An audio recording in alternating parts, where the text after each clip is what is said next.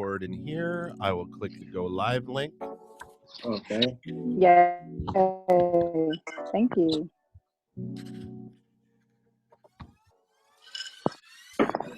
Night out, you deserve a night out on the town. Night out, night at my house.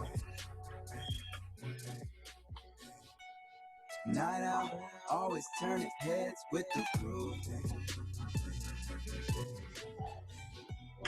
Night out, don't tell nobody what we do. Normies bore me, you adore me. Yes, we both got that in common. Since ain't Dave, you can kill it if you like. millions are divided. Tell me something, just one thing when you're out of those pajamas. Oh, Facebook link, perfect. All right. What up, though? Hey. happening? What up, dog? What's up? What's happening? My dog starts barking as soon as. Of course, that's what dogs do. Like, what do we say? What up, though? Let me say something. All right. Well, tonight we are continuing our conversations about COVID conversations. Yeah, our guests have a lot to say, and I'm sure we have a lot of questions. Yep. I am Berkeley. Yep. And I am Chrissy Mack. And we are. Jesse, you supposed to do the honors. And we are. Closet Conversation. And we are. Are we coming Closet Conversation. Oh, okay. And we are. Closet Conversation. Let's try it one more time. Can you hear me? Is there a delay? Can you hear me? I can hear you. Okay, I can hear you. I think there's a delay. Okay. Yeah. So, Yeah.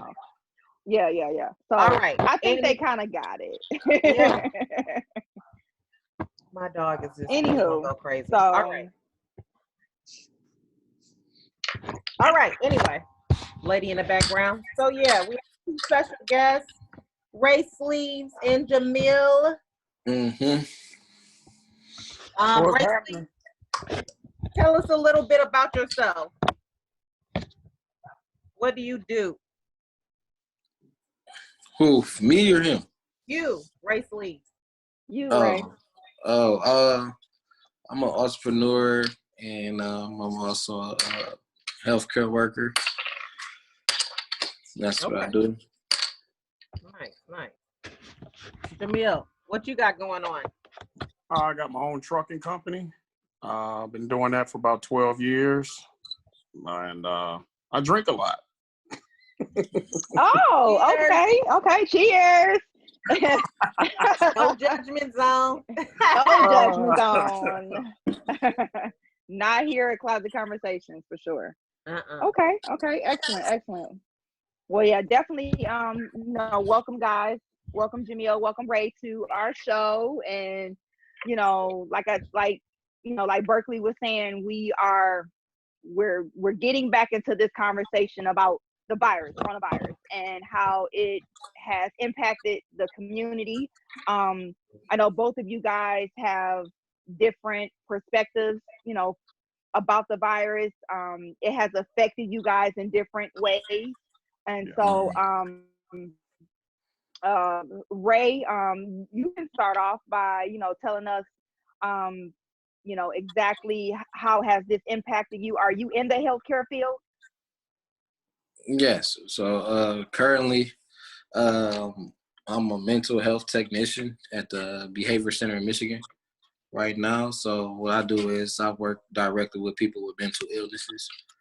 So that's with people with, bipolar, schizophrenic, schizophilic, psychosis, dementia, suicidal, So I deal with those type of patients. And that's what I've been doing for the past 7 months. I'm about to grade to leave my hospital, though, because I got recruited.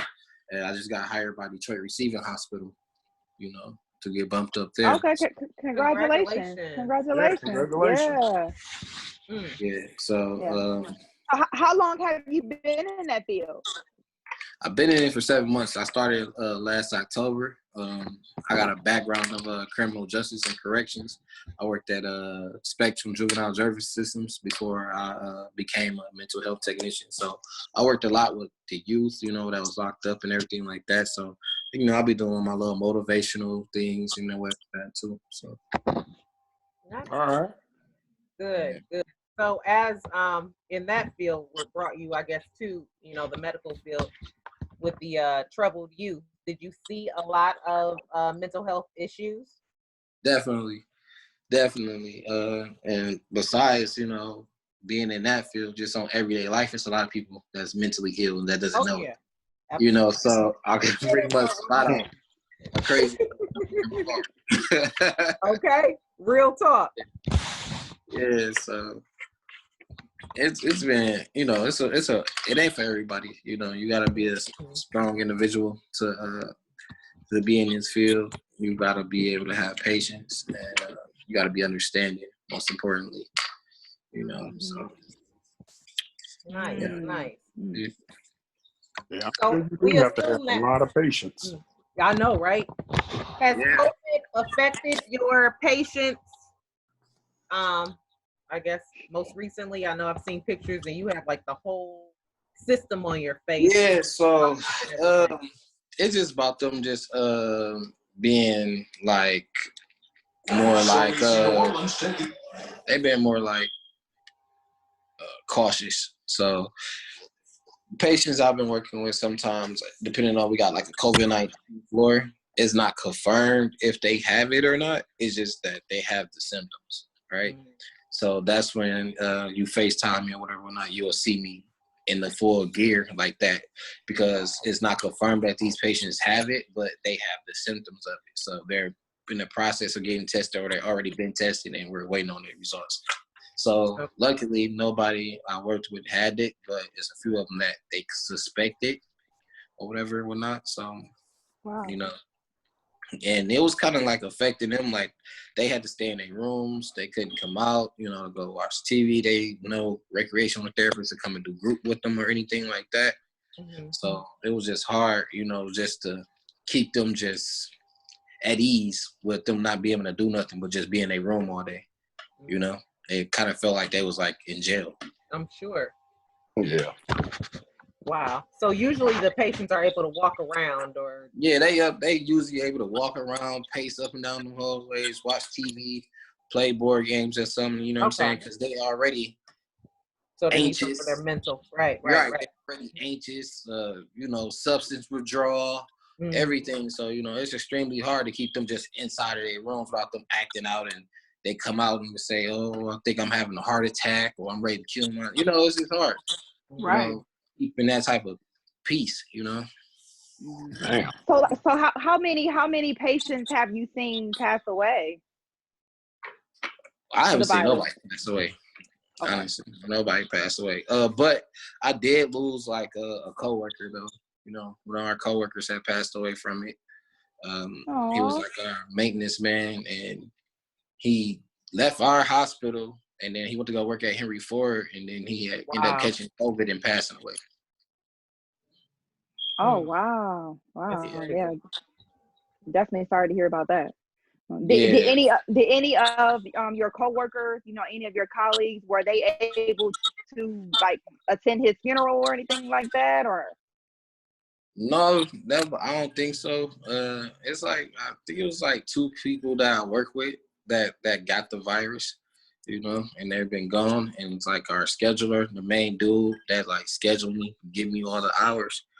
He caught it from his wife because his wife was a nurse and she was at the hospital, and like he's been on like a ventilator and everything like that. So he's been like gone for like a month now, So hopefully he pulls through, Wow. I know you had mentioned that you guys are testing people that only show symptoms. So they're coming to your hospital, not that they have COVID, probably for a mental illness or checkup or wellness or whatever. And then you're testing them before they are assigned to a room or something. So basically how the process works is all our patients are coming from the hospitals, and they're coming from the emergency room. Okay. So they have to get processed to become an inpatient at our facility. So the hospital are already testing them. You know, we don't test anybody. Okay. The hospital has to test them. Once they test them, you know, they send them to us in the mid of the test. I don't know why, you know. So Right, because it takes a few hours or days to get results. yeah, it take like 3 days, you know. So they test them and then send them to us, and it's like, why would you test somebody before knowing if they got it or not? You know, Right. I don't know. Do y'all have so I mean, you said that luckily nobody has had it, but Yeah. I mean, if you're only testing people, you know, with symptoms, there are people that are asymptomatic that could be walking around, you know what I'm saying, with it and have it. You know what I'm saying? I think that everybody would be tested.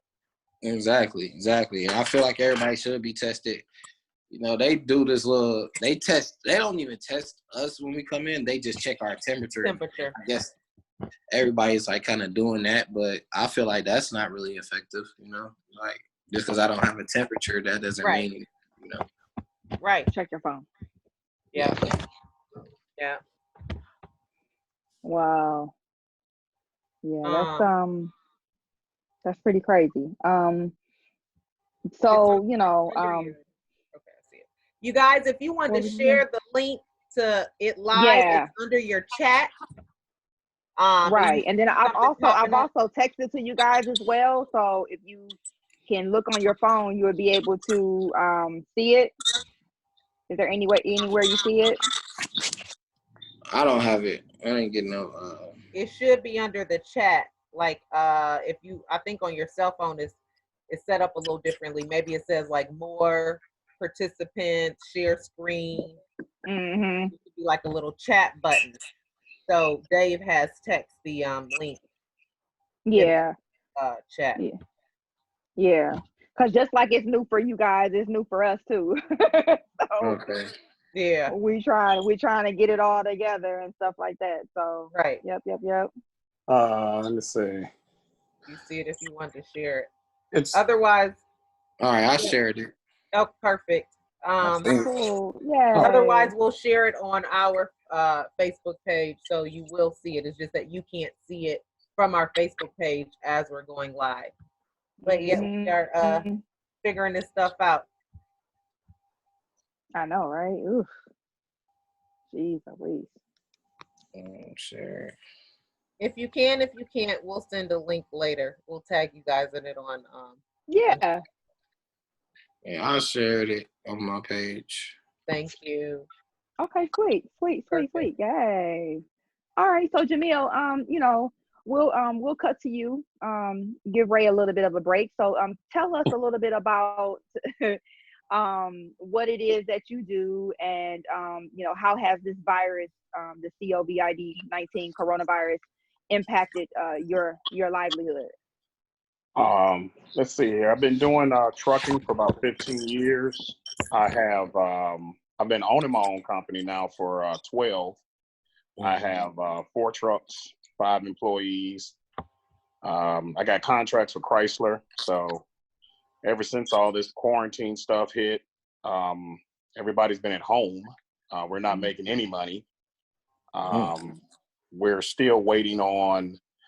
One of my guys finally was able to get unemployment. So he's only the first one to actually get a check. Wow. Wow. The rest of my guys, including myself, you know, we have not been making anything. Still waiting on I haven't even gotten a stimulus check. So I haven't gotten anything. Oh, God. So we waiting on that. Is really nothing we can do. You know, they can try to go work for another company temporarily, but there's nothing out there for drivers right now, unless you just want to drive over the road. And a lot of them, you know, they don't want to go back over the road. So we just been sitting at home, you know. I don't even know where I contracted COVID from. I just came home one day and I took a nap, woke up with a fever. Wow. And, okay. I mean, you felt that you were hot. How did you know that you had a fever? I had a fever. The first day, like I said, when I woke up from that nap, I thought I might have had a sinus infection starting. Mm. And I took my temperature, and it was like 101. So, I took some Tylenol, went back to sleep.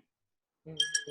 So it just my temperature just wouldn't break, So, like that third day, I called my doctor and told him, and he prescribed me something because I get chronic sinus infections. Mm-hmm. And that's kind of what it felt like. I never had a cough.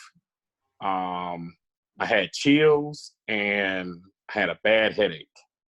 Mm. And I had the fever. So that's why I thought that it was a sinus infection. Mm-hmm. So after about 6 days of taking, sinus infection antibiotics, it just wasn't working. And my temperature it just kept getting worse. Oh my God.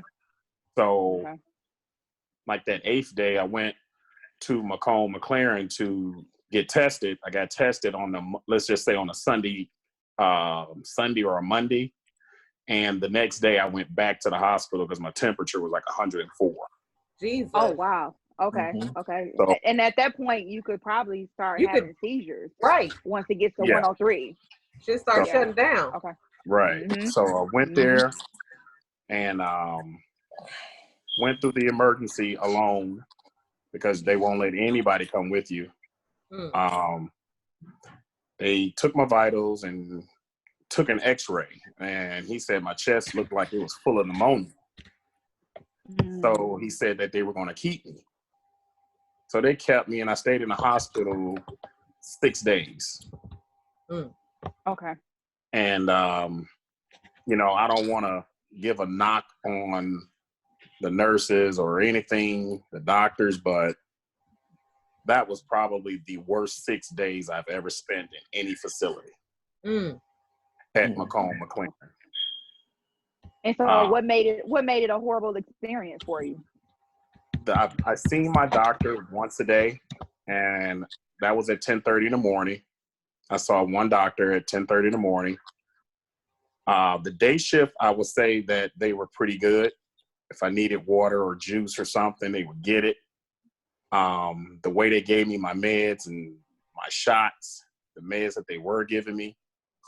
But that night shift, I caught absolute hell. They would give me this shot called a heparin shot to keep me from blood clotting. That nurse would just come in, he'd flip the lights on, come in, wipe me with an alcohol swab, and just damn near shove that needle in my stomach. No. And when I left that hospital, I had at least 15 bruises across the bottom of my stomach where they was giving me the shot at. Wow. You don't even have to put a tourniquet or whatever they call it on my arm to get a vein because I just have that many veins. My arms was bruised up. I never knew what medicine I was taking unless it was a Tylenol or something. I didn't know what was in my IV bag. I didn't know what they were giving me. I never made it to the vent, thank God. Thank God, because people ain't making it off of there. And they was treating my asthma the whole time that I was there, so they were saying. The only thing I needed was light oxygen. So I stayed on that for like 4 days. Then every night you could hear somebody coding because, they go over their loudspeaker or whatever for people to report to this certain room. They like room 223 stat or, 323 stat. You can just hear it all night long, somebody in their room coding. Oh my gosh. And so like that right there alone is like scary. Like let's take a pause on that. Yeah. Like how do you feel that when someone went to cold blue or when someone, was getting ready to die or have passed on, like how did that make you feel?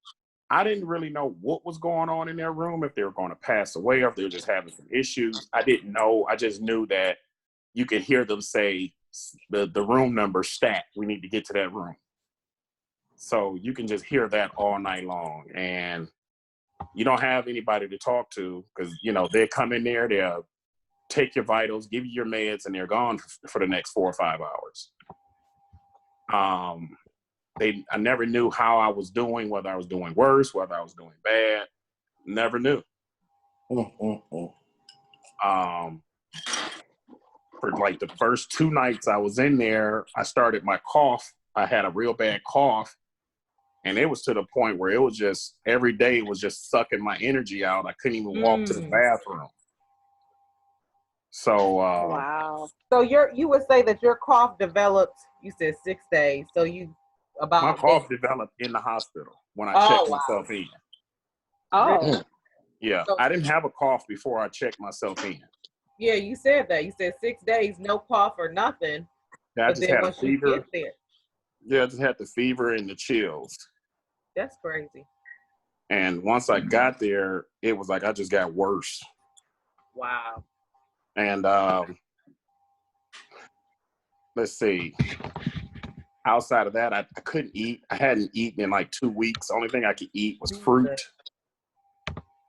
That was the only thing I could taste, or that I didn't feel or didn't taste like it was disgusting. So your sense of taste and smell went away too. Yeah. You know, I didn't have any energy to do anything. And were you vomiting any of the food up? no, because I wasn't eating. I was just eating fruit. Okay. When I say literally, whole. that's the only thing that didn't taste disgusting to me. Okay. So, Your body was wanting those vitamin C's. It probably was, you know what I'm saying? The vitamins from it. So it was anything I would put on my tongue. It was just gross. So I didn't eat food for like 2 weeks. Did you lose a lot of weight? Wow. I lost 30 pounds. Jesus. Right. Oh, wow. I was 300 when I went in there. Wow. I was a legit 272 when I came out of there. Whoa. Did you get a record of the medicine that they were giving you? No. Nope. That's bullshit. When they checked me out, my doctor gave me a prescription, 2 prescriptions, the hydrochloric Chloride something. Yeah, that. And the malaria medicine. And I'm gonna tell you like this. I know you have a lot of people out there that's saying, "Oh, this drug works," or they feel like it worked. Half the people that have it probably don't even know what they're taking. Secondly, the drug has been proven scientifically that it doesn't work. Third, people don't even understand or care to educate themselves. Donald Trump has stock in hydroxychloroquine. So why would he push something that he does not have a stake in? He's thinking about firing the man that's head of his medical staff, now medical team or whatever that guy is, Fauci or whatever, because they don't want to push it. The head of the guy that was the head of the CDC, he's going to demote him, and the guy ended up resigning because he's not pushing the hydroxychloroquine. It doesn't work. There's no side effects? Not with me, not as of yet. You know, I have asthma. I never had to use an asthma machine since I was 10. And I didn't play college football, high school football, and all of that. Never had to use it. For the first 2 weeks that I was home, I was seeing myself having to use my asthma machine. Wow. So maybe that was the only lingering effect that I had when I got home. But 2 days after me being home, I started to feel better. I was up walking around. Okay. Eating food, eating breakfast. I tell people like this that when they ask me about it, I say, look, a person that was 99 years old recovered from COVID. a 20-year-old and a 5-year-old passed away from COVID. I said, there's no medicine, there's no vaccine. I said, to me, I feel like it's just God knows he has a plan. Yep. And for the ones he took, he has a plan for them. Exactly. For the ones he left here, it's a plan for you. He has a different plan for you to take. Because there is no medicine that's saying that, hey, we're fighting it with this, we're fighting it with that. And you got people, another lady just recovered from COVID, and she had a bout with cancer. So her immune system is automatically weak. So you got God's a lot of timing. people. If God wants you, he gonna get you. You know what I'm saying? Exactly. He got something else for you to do.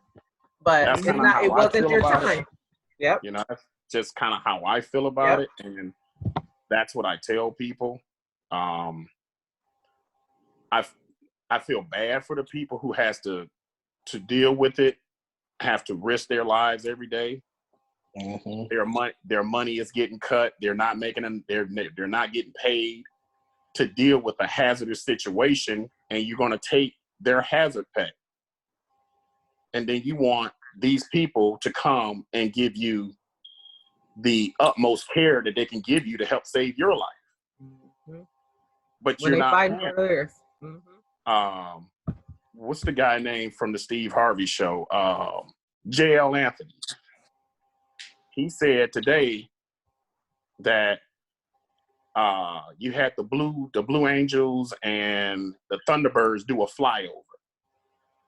He made a perfect example. He made a perfect statement that, you know how much money it costs to fill up a damn jet, but yet you want to take money out of frontline workers' pocket. You don't want to pay them to do the job, but you will waste $1 million in damn jet fuel. Yeah. To say this is us showing solidarity. No, that's just you strutting that you're full of shit. You don't want to pay these people, but you want to go jack money off in the air. So all that money that you just spent on all that jet fuel, that could have went to frontline workers.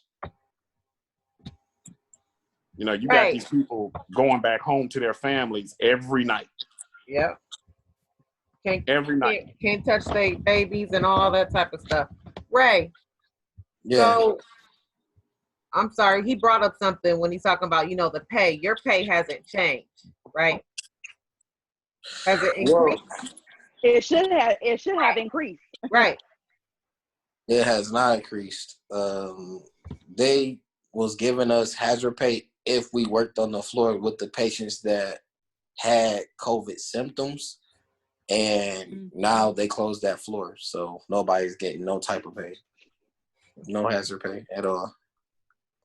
Now, once I started receiving, I talked to them. They said they're not receiving hazard pay at all. Do you feel that you guys should receive extra pay? Of course. You know, we're in the health field. You know, we're around it. We're around patients. We're around people that's coming from outside off the streets. You know, we don't know what's going on, what we're walking into. Get you around coworkers. Exactly. We're at risk. We're at risk. You know, we can't social distance, you know? Yeah. So it's like, we should just get paid just off of that, you know? We're putting our life, like you said, we're putting our life on the line every day. Going there, helping people, you know, helping strangers at that, giving them the best care as possible as we can, like they're one of our own. Yeah. And, you know, they should commend us for that. You know? Exactly. So. I wanna brush up on if you guys think that it possibly may be airborne. Because, Jamil, you were saying that when you went to the hospital, that you got sicker as the days went by, correct? Yes. Yeah. So, I mean, and then, you know, then you said that when you got home, after they released you, they discharged and you were home, you started to get better. So, with that being said, do you feel that, like, it possibly may be, like, airborne? Like, it may be all in the hospital walls or something like that? Because, like, so many patients are there with the virus? Or? I don't think it's to that level. Maybe the meds that they were giving me was helping my body fight But I wouldn't say that it's to the level of it's like airborne to that max. The hospitals, they have great ventilation systems. They keep the hospital at certain temperatures for that reason, to kill germs. And so I don't think it's to that point because they keep each patient in their own separate room. And you're not allowed to leave out of that room. Okay. They tell you that you have your own bathroom. Anything you need, they tell the nurses to bring it. But if you look at how China is handling their patients, they have full hazmat suits. They go through a cleaning process. Our nurses don't have nothing but a gown and a mask. Wow. And they use that same gown and that same mask to see each and every patient. So you're transporting it to each and every patient. This patient may not be as sick as that patient. It's not their fault. They don't have the necessities that they need. They just don't. Yeah, speaking of facts, because they don't have PPE. They don't have personal protection. You know, equipment clear for us at all. It's a major shortage on it. Reasoning, I don't know why, but you know they're asking people to use everything that they're using, and I feel like you shouldn't have to do that. Like you said, that's cross contamination. You know, dealing with different people, going into different rooms, and you have to use the same thing. And I think that the environment that you're in, you know, that's probably why you wasn't getting no better in the hospital, you know, because just being in that environment, because number one, like the hospitals is the dirtiest place anyway, to me. I don't care how clean they look, you know, but you gotta think about they're not getting cleaned. Nobody's there. They don't have no service team to come clean the rooms and sanitize them every hour. I feel like that's what's needed in all like hospitals. Casinos. There go, like casinos. Yeah. They need people every hour to come and sanitize the rooms. You know, people will be getting way better, but that's where they need to put that extra funding into and giving people more jobs for, you know, because like they said in China, they got people out there that was sanitizing the streets, sanitizing everything. Yep. We don't have that. We don't have that going on here at all. I did hear what, I guess what Crystal was, you know, asking, is it in the air? Some article I read that air inside of a patient's room was tested for COVID, and the air outside of the patient's room, say like in the hallway or whatever, you know, joining hallway to the rooms, that was positive too. And see, that's why they don't let anybody else come inside the hospital. When you go to the hospital, there's only one person that's allowed in there, and that's yourself. And that's, it's the sad reality when your loved one has to FaceTime his or her family that, hey, I love you, and, you know, say their last goodbyes that way. Because once they pass, you can't even touch them after they're dead. Yep, that's what I heard. You know, and it's sad. You know, so many people can't say goodbye to their loved ones, can't say goodbye to their mom, or can't say goodbye to their dad. And would I put all the blame on Donald Trump? I would, because the second Bush put in place through the CDC to get control of something like this. And Obama came in and added more people to that team, to that group. They were 200 strong. When H1N1 hit, he had control of it. But you got a president that's so hell-bent on changing stuff that was actually effective. Now look at him. 150,000 people then died because he decided he want to change something that's effective because he says nothing Obama works, and that's that. But it really wasn't even Obama's idea. Obama just added to it. It was another Republican's idea to do this. The H1N1 virus never got off the ground. I wasn't scared. Were y'all The first scared? person that got off the plane, a hazmat team was there. They took that person off the plane on the tarmac. But Donald Trump allowed these people to come from all over the globe, walk through the airports. Now you want to shut them down. Shit is already here now. That shit been here. You know, it's already here. You can't put the blame on China. You got to control United States, and you didn't do it. So 150,000 people die and more, and it's okay. It's okay to have that many U.S. citizens die. How do you all feel about the drive-up testing? I know my church is doing one, I think, like May 7th through the 13th.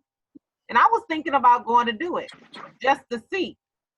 But it's kind of messed up because I don't have any symptoms. And in the back of my mind, I'm like, damn, what if I come out positive? You know what I'm saying? I will feel some type of way. Like, or would it be wasting a test?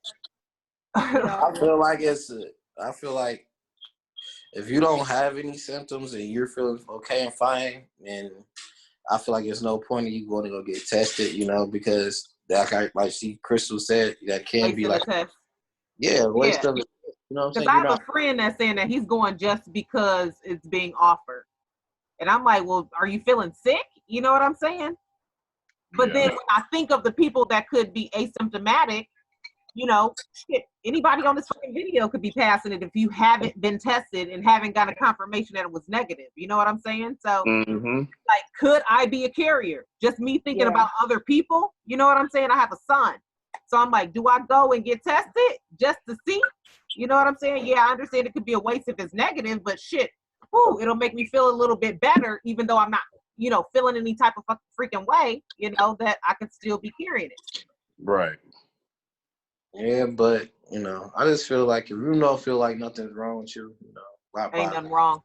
Okay. Exactly. That's the same thing. You know, why even bother? You know, even put yourself through that mental stress. You know, just exactly. Waiting for the test. That's like if you do have it now, you find you have it, then what? You know, then you're gonna get the stressing. That's what I said. Then my immune system will become weaker. Exactly. You're gonna make yourself sick. You could be at the end of it. You never know. Whatever. Yeah. It is, you know? And you said the same thing I said to my dad. I was like, so it shouldn't come back negative if you don't positive if you don't feel any type of way. And I'm like, but they said there's asymptomatic you know, people or whatever. And then he was like, well, that means, you know, that you do have it. I was like, well, what you just said, Ray, like maybe I got it. I work at a casino. You know what I'm saying? Nasty casino. There are coworkers that have passed from this shit. You know what I'm saying? There are coworkers that have been infected and recovered. But my thing is, I could have got that shit then, and my body has fought it off, and then I go take a test, you know, next week, and it's positive. But I'm like, I've never had any symptoms or anything. But then it's like, is it because I've had it before? You know what I'm saying? Yeah. I mean, it was just food for thought, but I'm like, am I going to go? Because then I'm going to get nervous. That's like telling somebody that just got off a freaking beach vacation that they have breast cancer. You know what I'm saying? Stage 4. Then they get sick and they fucking die. Like, Right. Like, maybe I don't want to know. I'm trusting God, and God is good. And my that's kids how I feel like. You see how he just said, like, he was trying to wait until his fever broke before he even went to the hospital, you know? Ooh, right. 104 fever. Shit. Woo. Wow. So what do you guys think about, like, this whole what are they talking about? They're talking about this this second stream of coming this fall. What do you guys feel about that? The second stream of what? Your phone's going out a little bit. They're saying that. Okay, can you hear me now? Yeah, I can hear you. Okay, so they're now, the news, you know, media is now reporting that there's going to be a second stream of the coronavirus coming back out this fall, and it's going to be even stronger and be even more death than this first round. Do you believe that? I don't understand how they can predict what's going to come this fall unless it's already here. And they're not telling us that it's already here. And Secondly, if they know it's something coming, then don't you think you should be getting prepared for it? So it shouldn't be that much death. Exactly. And I mean, we're just common people. The Hingo people that's supposed to be intelligent, right? If you know something is coming, don't you think you ought to get prepared for it? You would think so, unless you want to see a lot of deaths, I like mean, opening up right. Atlanta and all that crazy shit. you know, so it's like, to me, I feel like they're telling people half truths to keep people scared. Why? I don't know. It's like social distancing. I understand something had to be done, but you got so many people like, oh my God, we got to social distance. We got to social distance each other. Well, once the governor or the president says, hey, the states can reopen, so you feel better now. I mean, the bottom line is there's still not a vaccine. There's still not a pill. There's still nothing. Nothing. So what's going to be the difference between opening the state May 4th and May 18th? There's no difference. Exactly. That's why I don't understand either. Like, why open up anything with no fucking vaccine or no cure? Exactly. So what's going to change? You're going to be playing at your own risk regardless. Mm-hmm. Mm-hmm. Yeah. Have you guys started seeing the pictures? Have y'all started seeing the pictures in Atlanta, like of like the nail salons and like how they have the pedicure bowl? They are sectioned off like with this plastic, this thick ass plastic, and it's like they're sectioned off, and then like everybody have on their mask and all of that, and I'm just like, it's just it looks like I don't know. I mean, it looks scary to me. Yeah. Yeah. I mean, this is the way life is going to be. I feel. This is the way life is going to be for at least the next year. I mean, you have a medical group. I forgot their name. I think they're out of France or the UK, saying that they may have a vaccine come September that's ready to be distributed, but they're not saying that's 100% for sure. They're just saying early results looks positive right now. Just like Henry Ford announced, they're saying that, hey, we don't have a cure or nothing, but we are saying that out of all the meds that we're giving people, when we give them plasma from a person that was previously infected that's recovered, they have 14 people that recovered so far. So they are making strides to get control of this. But the more strides they make, the more money is being spent, and there's no money there because nobody's making any money. Nothing is open. You can't do any other procedure. So eventually, all their testing and all their funding is going to run out. And you just shut down everything for what? Yeah, that's the same thing I said. I feel like the virus going to be here for probably like a year and a half. People gotta figure things out, but to be positive on a note, I feel like one thing about the virus being here, I feel like it's bringing people back together as with their families. I feel like people are bonding more. I feel like it's telling people to stop eating out so much, to eat more healthy, cook their own food.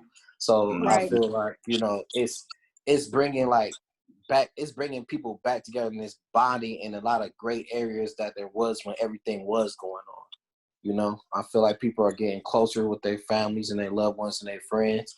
Relationships are somewhat getting rekindled and everything like that. So that's like the most positive thing I can say that's been going on during this pandemic right now. Amen. Amen. Absolutely. Can relate off of, and it's like, I'm kind of grateful for that, And in real life, there's some people that's making more money than they ever made in their freaking life. Unemployment. Right. Yeah. We got to get you some unemployment, Jamil, okay? Yeah, for sure. It's where it's at. I'm loving it. I'm like, oh, this ain't too bad. Yeah, and people like, people who had little small businesses, you know, are definitely booming right now. You know, Yeah. I tell people, look at this time, like, you know, try to create something that can be used in the world right now. Yep. You know, this Just is the the best time innovative to part. become a millionaire. You know, so. And even though it's a lot of bad going on, but it's a lot of positive too, you know, I agree. come from this, you know. So people just got to be able to open their eyes and see, you know, and just try to find the opportunity out of it, you know. Mhm. I agree. Me too. Definitely. Wow. Yeah. So, oh my gosh. Mm-mm-mm. Yeah, this virus is it's shaken up a lot of people, and it has made it's brought a lot of things to perspective as far as, you know, the healthcare system, and, you know, just how we're running out of supplies, and, you know, things like that or whatever, and how short staffed we really are in America as far as that is concerned, you know. And so I just, you know, our hearts go out to all the family members that have lost loved ones to this pandemic, you know, because it's really people that are dying out here. You know, everyone hasn't, you know, made it thus far, you know, like us, you know. So it's getting pretty bad. It seems like it's slowing down a little, but then, you know, every day we have the death rate goes, you know, a little higher, you know. It increases more and more, you know, by the day. So yeah, we definitely should count our blessings, and be blessed that, you know, we're here to speak about it, bring awareness about it, you know, and stuff like that. So yeah. Yeah.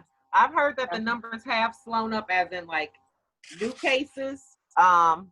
Here, one of my neighbors, she's a nurse at receiving, and yeah, she said, as in, you know, patients coming in, it has slowed down, but you know, it's the patients that have been there for, you know, 6 weeks or whatever that are, you know, passing. But like we said, the shit is probably not the cleanest place, and, you know, I guess you know, their time to go, then I guess it's their time to go. But she said, yeah, it's just been a lot of people that, you know, have been there for a minute that are passing, but not a lot of new cases, which is good.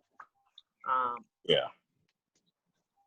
Yeah, and I hate to say it, if you don't know anybody that has been affected, then, or infected, then it's like you're not going to really take it as serious as you should.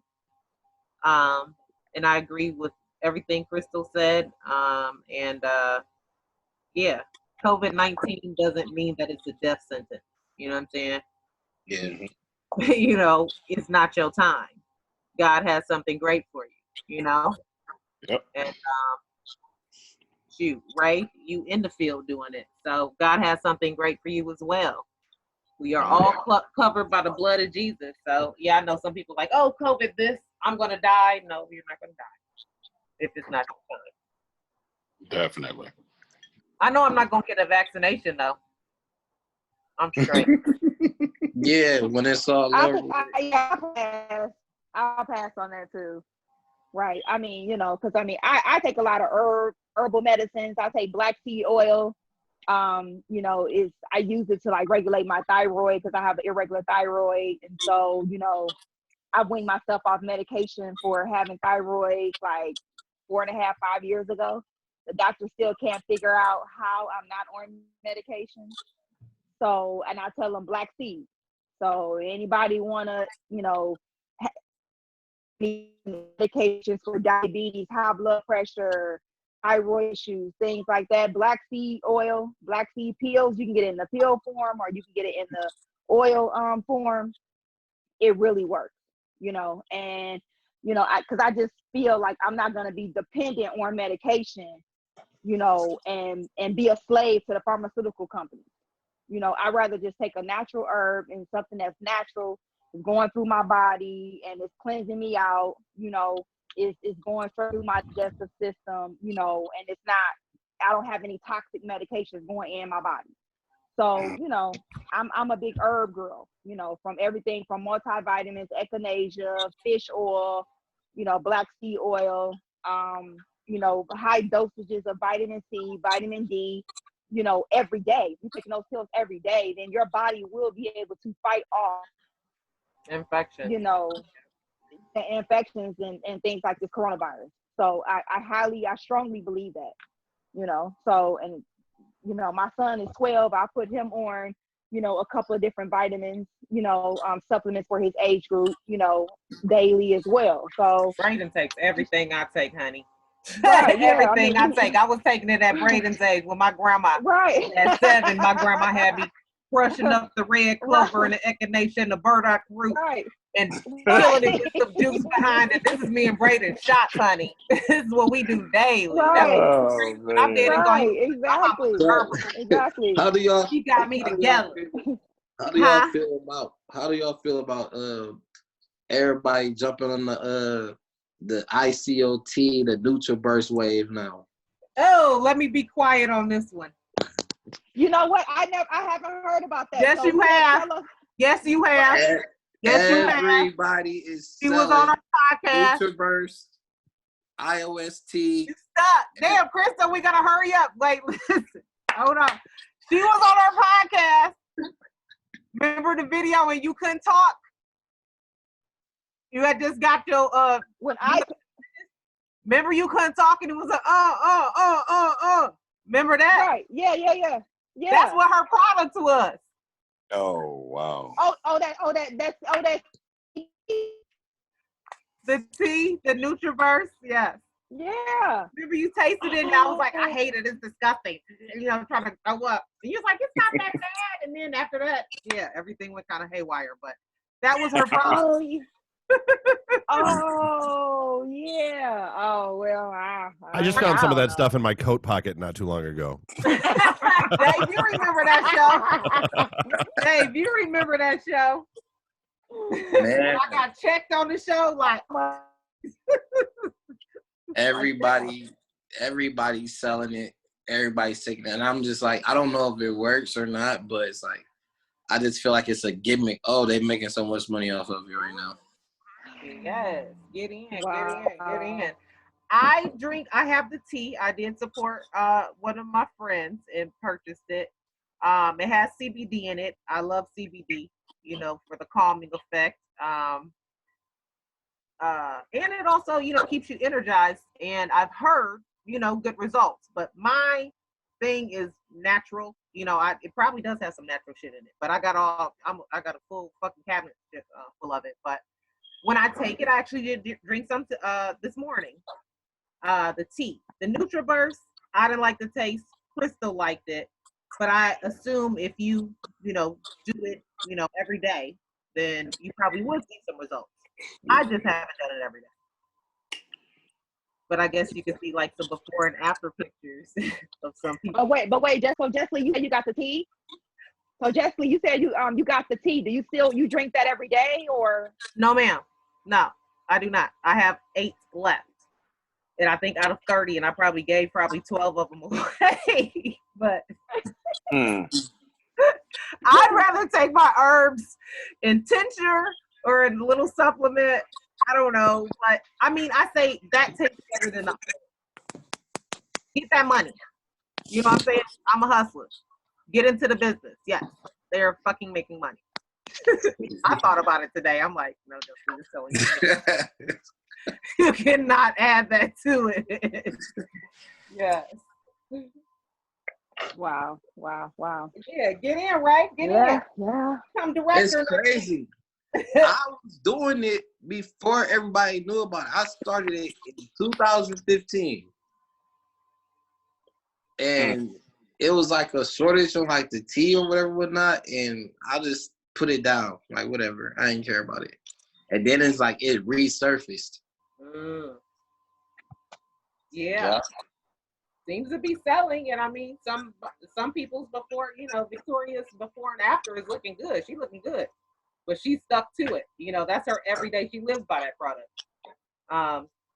There's some people I think that are jumping in that have like a good following. And, you know, it works for them. It's extra money. Shit. I already got a fan base. Let me promote this product. Let me send the ass a mask and promote Closet Conversations. Get your money. You know what I'm saying? Get it. Wow. Wow. I mean, you're supposed to be losing off of it. Like, it's supposed to make you lose a little weight. Yep, keep you energized, lose a little bit of weight. Yeah. Well, see, I won't want that no way. Anxiety, yeah. I mean, okay. it's trying to be summertime fine, but I don't know if it was summer. But anyway, Ray, quickly, I know that you are a fashion designer. Yes. You have a brand. Shout that out. How can we purchase? How has COVID affected, like, you know, your samples or production or whatever? Well, Because we got my about 5 brand minutes. is Detroit Sleeves. You can go on www.detroitsleeves.com. I got another brand called Clovis Bungee. It's on the website as well.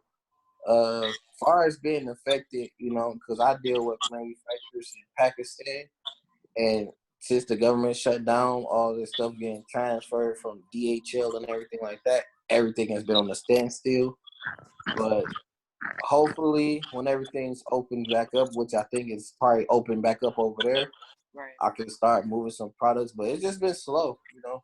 It's just been slow. But I just been taking the time and just realized, you know, I opened a different business. I bought 2 vending machines. You Nice. know, I'm gonna start that business Nice. for my son. You know, started that, and I'm gonna get into DJing as well. So be on the You lookout. should for do that. it now during the have a little sleep session. Hey, A virtual Zoom and you be the DJ. Yeah. Do that. You do like and a then virtual you gotta Zoom. Instagram call us so we can talk shit. We'll be at each other's house. Yeah. Yep. We won't be social And put your distancing. Cash App. Put your Cash App information on there, and while you DJing and we all having a good time, we Cash App you 10, 15, 20 bucks a piece, and for like 2 hours, and we just jamming in our house. Yeah. Your music. So I got y'all. I'm gonna get that ready. Yeah. But I'm gonna come out of quarantine equipped. My thing is just try to find out as many things I could do to invest in, you know, and get things on the road for when the world open back up. You know, just set yourself up in the best position. I feel like take this time to re-strategize. If you had goals, you know, for the beginning of 2020, right now is the best time to just sit back, rethink, replan, and when the world open back up, you know, just go full force with it. Yeah. Okay. How old are you, Ray? Nice. Right. 29. Oh, you were young 29 like that. Hey, 29. Yeah. I remember when I was That's what's up. Yeah. I know, right? Long time ago. To be young again. Smells like Teen Spirit. Yeah. Hey. So Neil, give us your information, your how to get in contact with your trucking company. Just my phone once number. That opens back up. That's my phone number. Okay. 313-574-8351. I'm about to play on your phone. All right. I'm gonna know. Say it one more time. 313-574-8351. Yep, I'm gonna play on your phone tonight. Cool. About I can't sleep no way. 2:30 in the morning. I'm gonna play on yours too. And when you get a text back, don't be like, wait a minute, he texted me back. Fun. I'll be woke. woke. Oh my gosh. Wow. Well, yeah, we definitely have enjoyed both of you gentlemen on our show. Mm-hmm. And you know, definitely we're glad giving us insight on, you know, the ins and outs of your experiences, you know, with the coronavirus, you know, pandemic and everything. So, you know, before Jessie wraps it up, you know, everybody already knows that, you know, our podcast is like, it's our fun career. It's our you know, I am a life insurance agent, And people don't realize that when you catch the virus, you are uninsurable. So, you know what I'm saying? So a lot of people don't realize by they being laid off right now, 31 days after they laid off, they lose the life insurance portion of that. So if anybody needs coverage, call me. I'm real. See, I'm real. A lot of people inbox me and be like, You're "Bitch, you stuck ain't right real." now. I'm like, yes, I am. Yeah, I'm real. I'm a Boo. real lady. Yeah. So my number is 248-703-2429. The same place that I'm doing the podcast is right here. Hey, there she go. You know, I wish I looked that cute every day. But hey, you know, I'm trying. But if you want life insurance, then give me a call. You know, I can give you a quote on that. So, you know, with that being said, because that is very important. It's real out here. Because if you get sick, it's a wrap. So just give Can me a I call insure my before you dog? start. Yes, you can. You can get insurance on your dog, your cat, and everything. You can 'Cause he put getting kinda insurance on old. your animals. He Yeah, getting kinda people can old. put insurance on their animals. Yeah. So, I love you my know, dog, but she ain't gonna get no insurance on her, damn it. yes, she is. And I got a little puppy upstairs. Oh. Let me go grab the puppy. Hold on 1 second. Oh Lord. Oh Man, my people God. do got insurance. Like, man, that's important. Right. That's Yep, why I make sure I got So life insurance throughout a job. You know, like I pay that on my own without a job. You know? Exactly, because you're supposed to have coverage outside of work, and a lot of people don't realize that. And this virus is no joke. You know, it's no joke. If somebody father or mother, they daddy is a Rolling Stone, and they out here ripping and running and all that, put a policy on them. They catch that killer. Ain't nothing I'm gonna be able to do about it. Right. The world closed. You can't have no fish fries. Right. Fish That's fries. right. Ain't fish fries. You can't do fish fries. Barbecue. You can't do none of that. It's a wrap. You know what I'm saying? You're gonna have to just figure it out the best way you can. And why be a burden to your family members when you can just be a blessing? So yeah. So definitely inbox me or call me on that. Okay. So back to the doggy. Look at the doggy. Isn't he so cute? What Little is it? teacup. Wow, He's a shorty. I bought him for my sister. He's a shorty. He gonna look like food. Hold on, bud. Sorky. A little shorty. Well, Cooper's a Shih Tzu and a dead. Yorkie. Yeah, Cooper in bed now, so it's his bedtime. Oh. Well, we thank you all. Yes. Hey, thanks you guys for having me on. All right, thanks for having me. We can link up again. I get to then I'm hitting y'all up. We're gonna get on the ones and twos. DJ Ray Right. For sure. Nice. Wait. Nice. Yeah. When the world opens back up and we go to our studios downtown, and we'll have you guys as a guest to come in again, and we'll do it the right way. Oh, I'll definitely be there. Yep. Definitely be there. Yep. All right, Jess. So you gonna wrap it up, or you want me to wrap it up? You wrap it up. I don't want to wrap it up.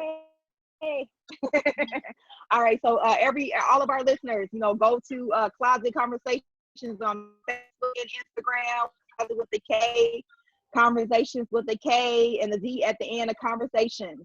So like and follow us on Facebook and Instagram. My personal page is Chrissy Krissy Mac on Facebook. Instagram Chrissy _Mac 1111. You got Berkeley Closet, BRKLIS Closet, Berkeley Closet on Instagram. And is that also on Facebook, or you just want to do your Instagram?